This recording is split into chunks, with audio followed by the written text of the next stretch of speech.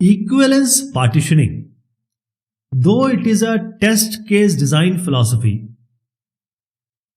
before we go ahead, let us understand what is this equivalence. Any relation, that is a set, is equivalence relation if it is reflexive, every element is related to itself. If it is symmetric, every relation A to B is also B to A. Transitive, if A is related to B, B is related to C, then A is related to C. So these kind of relations are called equivalence relation. That is, the values are equivalent.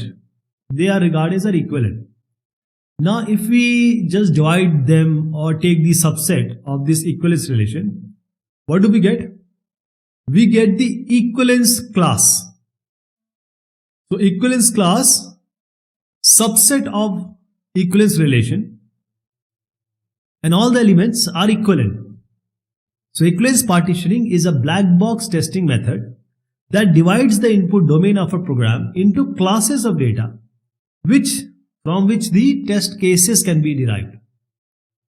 The important part is, an ideal test case single-handedly uncovers a class of errors. For example, incorrect processing of all character data, like that.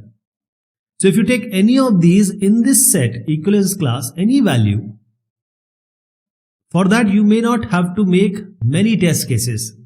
Only one element of the equivalent class can uncover all class of the error, or single-handedly. So it has come from equivalence classes, and I told you what is equivalence relation, what are equivalent classes, and if equivalence relation, reflexive, symmetric, transitive is there. Before we go ahead with the example, let me tell you the equivalence class will represent the valid or invalid states for the input conditions.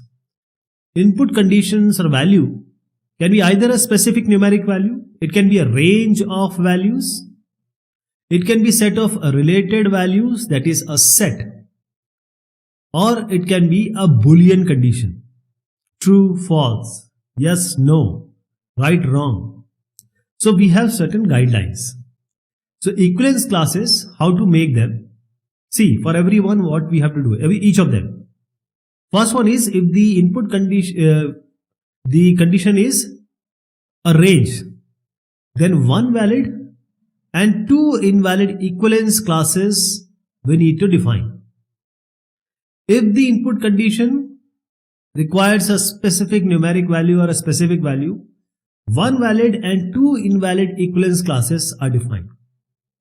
If an input condition specifies a member of a set or related values, now here we will have one valid and one invalid equivalence classes.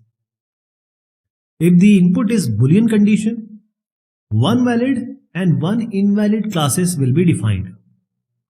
Okay. So how do we do this? Let us take an example here.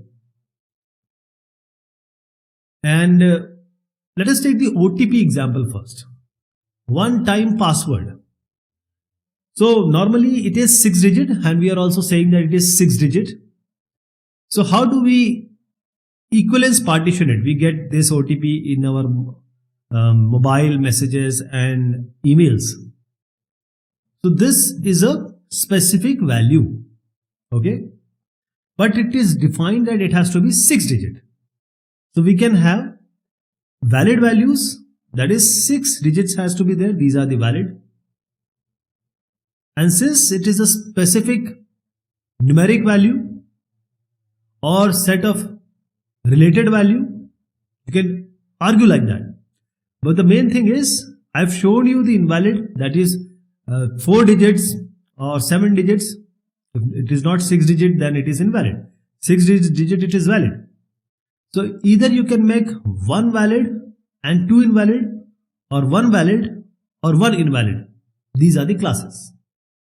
That is, we will take one value which is invalid, one value which is valid. 6-digit is valid. Anything other than 6-digit, that is the 7-digit or 4-digit, 3-digit, 8-digit. So you can make invalid class and valid class. Okay. Now coming to the other example, for example 6 to 10 is valid. So 0 to 5 can be invalid, and 11 to 14 is also invalid. This is how we take the equivalence partition in class. And the important part is we will combine the binary value analysis BVA with this, and that will create a more promising test case. So this is the equivalence partitioning test case design. How many valid and invalid test cases we have to make? Valid and invalid both are test cases.